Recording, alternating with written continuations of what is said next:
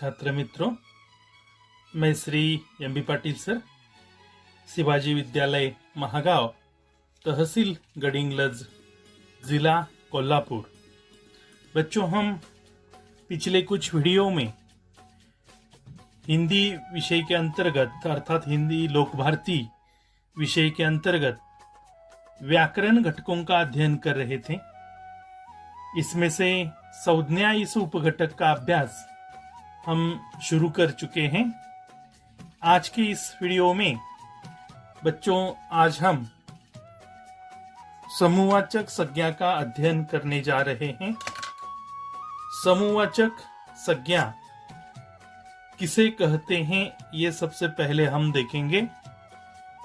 तो जो संज्ञा शब्द, देखो बच्चों, जो संज्ञा शब्द एक ही जाति, एक ही वर्ग में आने वाले वस्तुओं का अथवा पदार्थों के समूह का बोध कराता है, उसे समूहवाचक संज्ञा कहते हैं। परिभाषा फिर एक बार सुनिए। जो संज्ञा शब्द एक ही जाति, जाति अर्थात एक ही वर्ग, एक ही जाति यानी वर्ग में आने वाले वस्तुओं का अथवा पदार्थों के समूह का, अर्थात वस्तुओं के समूह का अथवा पदार्थों के समूह का बोध कराता है, उसे समूहवाचक संज्ञा कहते हैं। बच्चों, इस नाम में ही इसका अर्थ छिपा हुआ। देखो, संज्ञा का प्रकार का नाम है समूहवाचक संज्ञा, अर्थात जो शब्द समूह सूचित करता है। एक ही जाति में आने वाले पदार्थों का अर्थात एक ही जाति में आने वाले वस्तुओं का समूह सूचित करता है, उसे समूहवाचक संज्ञा कहा जाता है। तो यहां पहला उदाहरण देखिए, आपको परिभाषा समझ में आएगी। भारतीय सेना आगे बढ़ी। इस उदाहरण में सेना, यह जो शब्द है संज्ञा शब्द, यह संज्ञा शब्द समूह को सूचित करता है। कैसे? तो सेना किसी एक सैनिक की नहीं होती। अगर एक सैनिक है तो वह सेना नहीं है, वह सैनिक है। लेकिन सेना शब्द तब मिलता है उसे जब वहां 5, 10, 100, 150, 400, 1000, 2000 ऐसे सैनिक अगर बड़ी संख्या में खड़े हैं, समूह में अगर सैनिक खड़े हैं, तो समूह सैनिकों के समूह को सेना कहा जाता है। तो सेना इस शब्द द्वारा सैनिकों का समूह सूचित होता है और इसलिए सेना शब्द समूहवाचक संज्ञा कहलाता है। उसी प्रकार कक्षा, अर्थात ये उदाहरण देखिए, हमारी कक्षा में 40 छात्र हैं।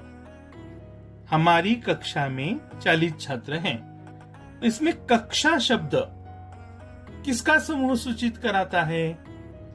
तो बच्चों, छात्रों का समूह सूचित कराता है। कक्षा एक छात्र की कभी नहीं होती। कक्षा तब बनती है जिसमें 10 छात्र हो, 12 छात्र हो, 50 छात्र हो, 40 छात्र हो, 45 छात्र हो, 12 छात्र हो, तो वह कक्षा बनती है। तो कक्षा, यह शब्द छात्रों का समूह सूचित कराता है और इसलिए कक्षा शब्द समूहवाचक संज्ञा कहलाया जाता है। तो उसी प्रकार आगे देखो, तीसरा उदाहरण, मनुष्य परिवार में रहता है। तो इसमें ध्यान से देखिए कि परिवार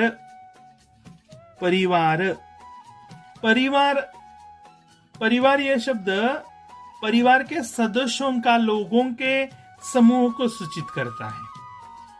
परिवार में माँ, बाबूजी, अर्थात साथ ही साथ बच्चे, उसमें दादा, दादी, नाना, नानी, अर्थात ये सारे लोगों का समूह जब है, चाचा, चाची वगैरह वगैरह। तो अर्थात आजकल विभक्त परिवार पद्धति आ चुकी है, फिर भी परिवार में कम से कम माँ बाप बच्चे इतना तो समूह होता ही होता है। तो परिवार लोगों का समूह है और इसलिए परिवार शब्द समूह सूचित करने वाला समूहवाचक संज्ञा शब्द है। उसी प्रकार चौथा उदाहरण, मेले में बहुत भीड़ होती है। मेले में बहुत भीड़ होती है। तो इसमें देखो छात्रों, पहचानो कौन सा शब्द समूहवाचक संज्ञा। सही है आपका उत्तर भीड़। भीड़ यह शब्द समूहवाचक संज्ञा है, क्योंकि भीड़ यह शब्द लोगों का समूह सूचित कराता है। अगर कहीं एक व्यक्ति खड़ा है तो उसे भीड़ नहीं कहा जा सकता, लेकिन वहां हजारों लोग खड़े हैं, सैकड़ों लोग खड़े हैं, तो उसे भीड़ कहा जाता है। तो भीड़ यह लोगों का समूह सूचित कराने वाला शब्द है और इसलिए भीड़ शब्द समूहवाचक संज्ञा कहलाता है। मुझे चाबियों का गुच्छा मिला, ये उदाहरण है 5वां। मुझे चाबियों का गुच्छा मिला। तो अर्थात देखो यहां कौन सा शब्द होगा समूहवाचक संज्ञा, पहचानो। सही है आपका उत्तर गुच्छा। गुच्छा यह शब्द चाबियों के समूह को सूचित करता है। एक चाबी धागे में बांधी है तो वो गुच्छा नहीं होता, लेकिन 8 चाबियां, 9 चाबियां, 15-25 चाबियां अगर एक ही धागे में बांधी है तो वो चाबियों का बन जाता है गुच्छा। तो गुच्छा शब्द चाबियों के समूह को सूचित कर रहा है, इसलिए गुच्छा शब्द समूहवाचक संज्ञा में आता है।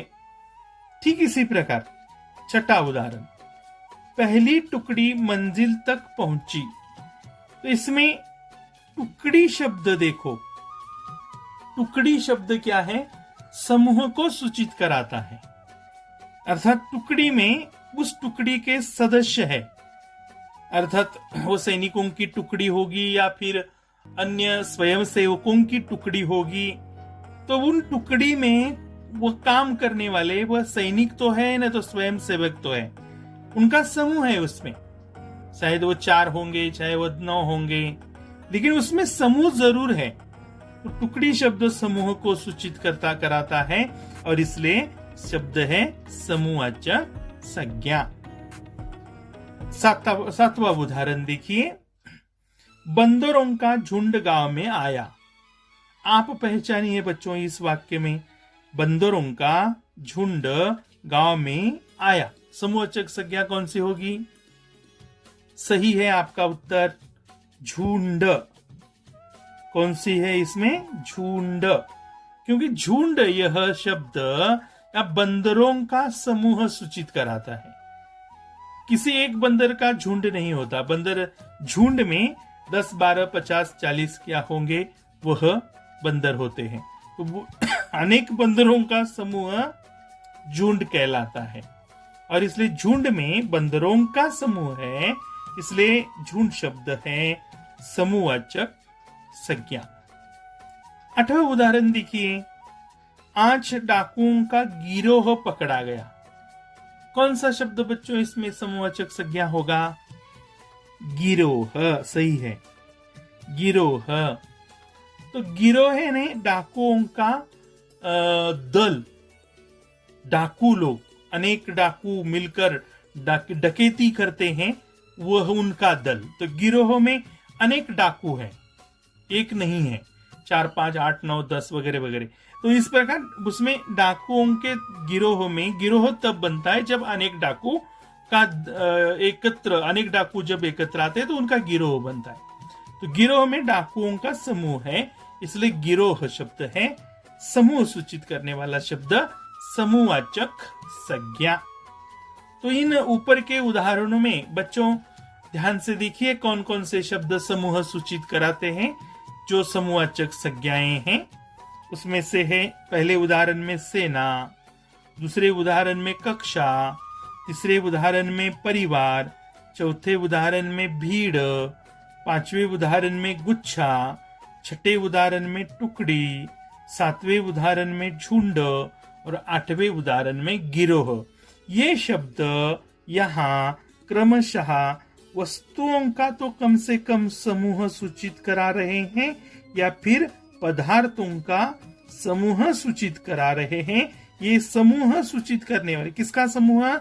एक तो कुछ शब्द वस्तुओं का समूह सूचित करा रहे हैं, कुछ शब्द पदार्थों का समूह सूचित करा रहे हैं, तो कुछ शब्द व्यक्तियों का, लोगों का, व्यक्तियों का समूह सूचित करा रहे हैं, तो कुछ शब्द पशुओं का अर्थात समूह सूचित करा रहे। तो इस प्रकार अनेक बातों का, तो इन बातों का अर्थात वस्तुओं का, पदार्थों का, व्यक्तियों का, पशुओं का, पंछियों का, ऐसा अगर पंछियों का समूह अगर सूचित कराने वाला वह शब्द होता है तो वो कहलाता है समूहवाचक संज्ञा। वो शब्द होता है कौन सा? समूहवाचक संज्ञा।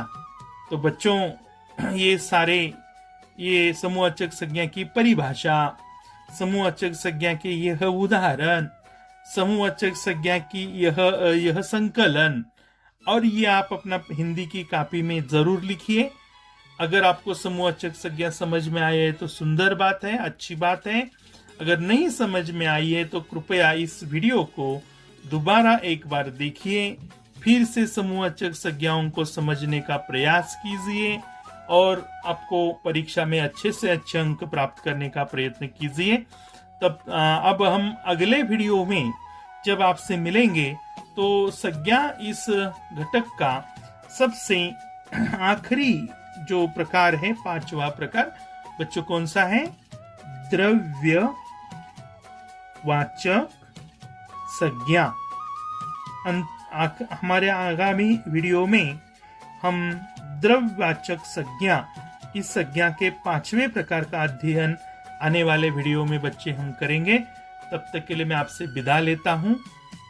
आपका दिन शुभ हो बच्चों, आपका दिन मंगलमय हो। धन्यवाद।